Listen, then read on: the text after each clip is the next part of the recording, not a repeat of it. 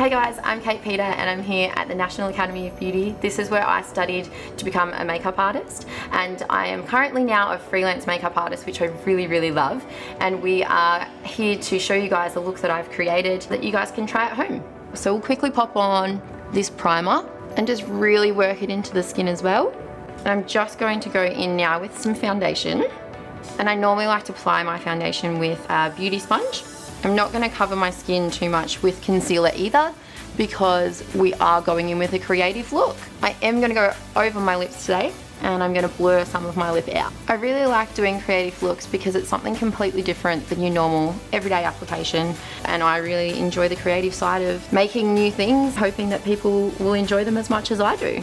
So I'm just going to block out my eyebrows now, and what I'm going to use is just your plain bar of soap and brush upwards on the eyebrow because you want the hairs to stand upwards. Just clean up the excess soap that I've got up here. We'll grab a spoolie and again just brush up so they're nice and straight, which makes it flatter. And then we will grab the beauty blender again with some powder and just dab it on top just to set the soap in place. So now I'm just going to go in with a pink orange undertone corrector to block out my eyebrows. As they are darker, you always go by the color wheel, and it's the reverse. And you're definitely going to be able to see it to begin with, but once you go over it with your foundation again, you won't be able to see them at all. So I'm just patting it in, and I'm only putting it on the section where my eyebrow hair is. I'm not going beyond it because that will also color correct the area around it and change the undertone of your skin. And then I'll just go in and powder them again to set them a bit more. So it's just a translucent powder that I'm using. So I've just mixed in some cream foundation with my liquid just to make it that little bit thicker and to deepen up my foundation. You're never going to really ever cover your brows completely, but in this look that we're creating today, we are going to go over the brows with some eyeshadow pigments, so it will cover them pretty much completely. So now I'm just going to grab a fluffy blending brush, and I'm going to go in with an aqua shade onto my eyelid. This bit I'm not being super neat with, so I'm just packing it all in, blending around those edges. So I'm just intensifying it again. So I'm going to deepen up this section and then use the excess on my brush to go up into my eyebrow. So I'm going to go into a peach color for my other eye, just on the base here, and I'll blend this one in a little bit more because I'm going to add more depth into this eye. And I've just gone onto the crease and then above because I'm going to pop a different color onto my lid. I'm just going to grab a deeper reddy color and pop that into the crease as well. And when I blend, I do little circular motions because that will blend the product better than when you do the windscreen wiper motion. So we've got a bit more depth there. I'm just going to go back into that same red tone and intensify this area. And now I'm going to grab a clean blending brush with some translucent powder just to blend out that edge a little bit more.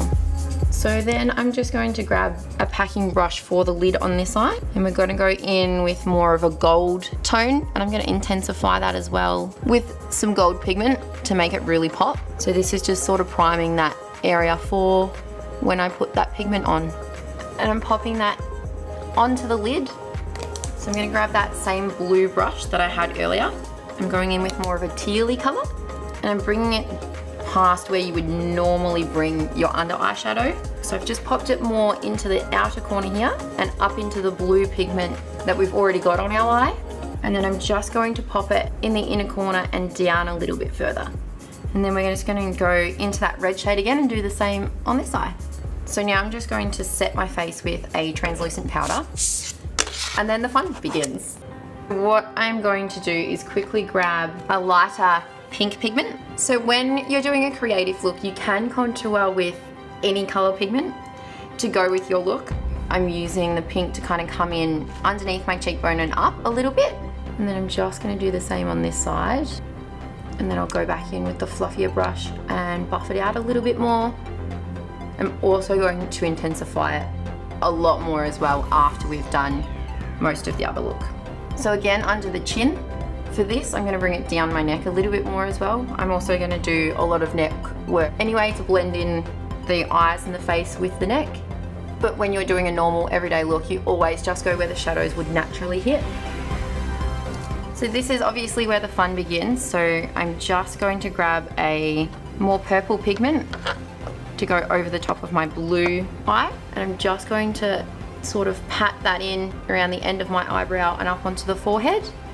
It needs to be messy to give it that look that we're going for. I'm also going to now bring the pink into the blues because we kind of want them all to match up at the end.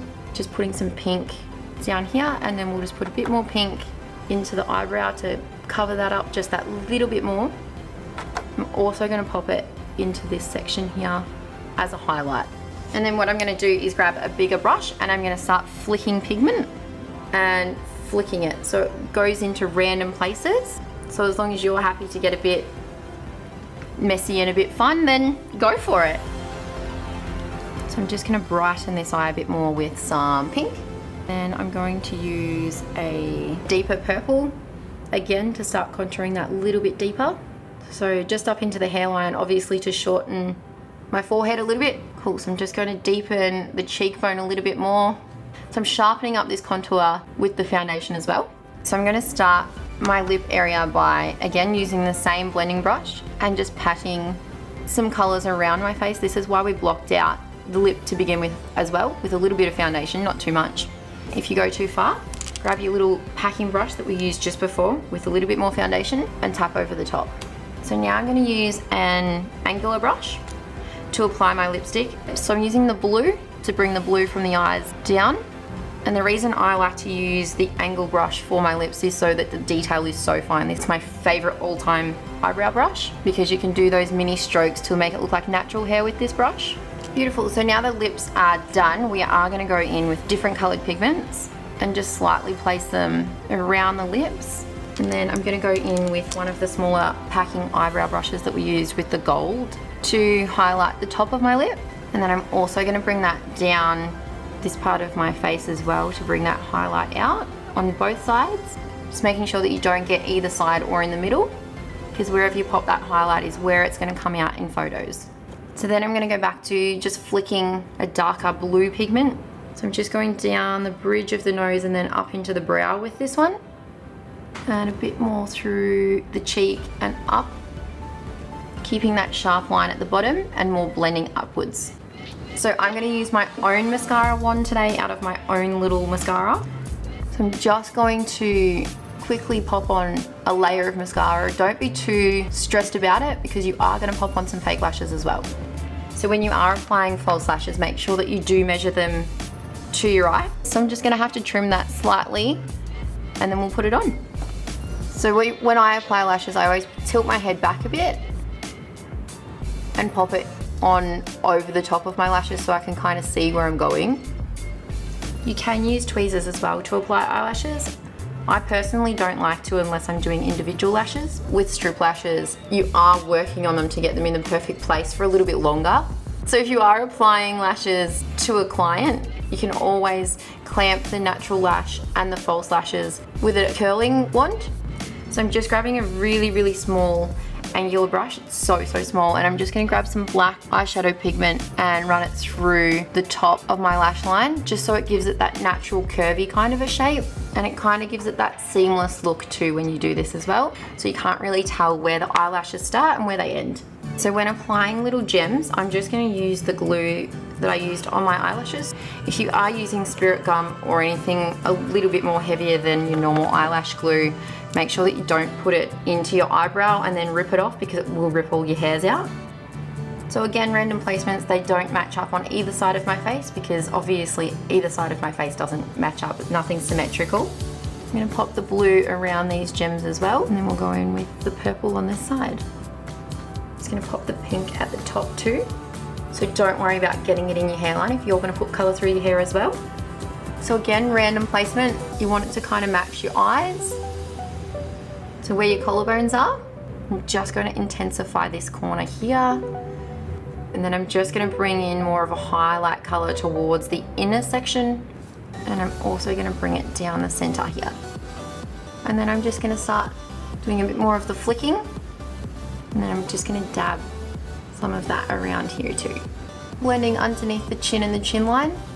For this hair section, you can either use hair chalk You can use the same eyeshadow pigments, which is what I'm going to use. I'm just grabbing a flat packing brush for your powders or your foundations, and I'm just running the pink through the top of my hair. I'm also going to add in some of the blue. I'm just going to pull out the front parts of my hair. You can put it in a high bun if you want to and colour your bun as well, or you can have your whole hair out. It does take a really long time though if you are using pigments to colour all of your hair. So what I'm going to do is grab some foundation and just run the foundation all over my hand, just so it's a nice blank canvas. And then I'm going to go back in with a blending brush. And what I'm going to do is go onto the nail and let the pigment fall down my fingers. So I'm just adding in the pink now. So I'm just starting to dab that on. And then I'm just going to quickly bring some of that pink down and then add in some of the purple with the gold pigment through it. So pretty much anywhere that you're going to see it, if you're doing it for photography or if you're just having a play, anywhere that you're going to put your hand in different positions is kind of where you want the product to sit and be more prominent. Beautiful, and that should do it. So this is the look. If you guys really like it, go ahead and try it. Tag National Academy of Beauty if you want to as well. We'd really like to see what you guys have done.